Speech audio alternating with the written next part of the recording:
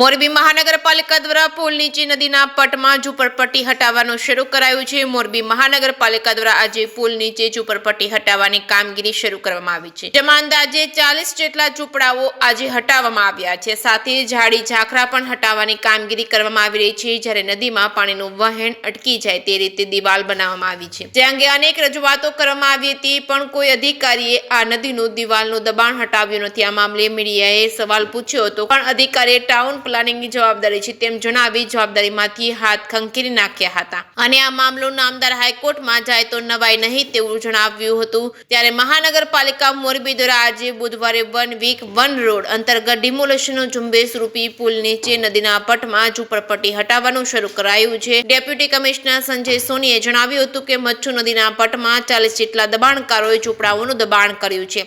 દર વર્ષે ચોમાસામાં પાણી આવે ત્યારે અહીં ઝૂંપડપટ્ટી હટાવવામાં આવે, દર 2-3 મહિને પણ અહીં ડ્રાઈવ કરવામાં આવે છે। ગઈકાલે લોકોને જાણ કરવામાં આવતા તો એ લોકોએ સ્વયંભૂ દબાણ હટાવી રહ્યા છે। જેસીબી વડે ઝાડી ઝાખરા હટાવવામાં આવી રહ્યા છે। ભવિષ્યમાં અહીં રિવરફ્રન્ટ બનવાનું આયોજન છે। અહીં ઘાસચારાનું વેચાણ કરવામાં આવતું હોવાથી તે પણ બંધ કરવામાં આવ્યું છે। જે કે સિંગુદાતી સાથે શ્રીકાંત પટેલ, મોરબી।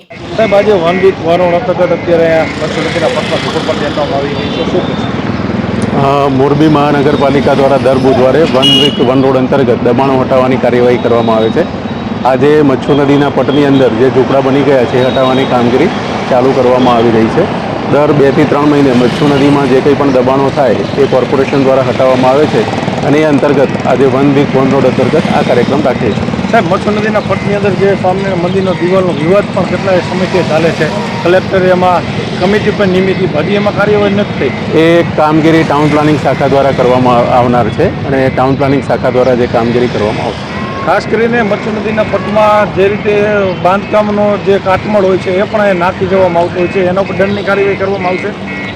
અત્યારે તો અમારી પાસે એવી કોઈ મોનિટરિંગની વ્યવસ્થા નથી, પણ ભવિષ્યમાં સીસીટીવી કેમેરા ઇન્સ્ટોલ કરી અને જે લોકો અહીંયા નદીના પટની અંદર સીએનડી વેસ્ટ નાખે છે એમના પર કાર્યવાહી કરવામાં આવશે।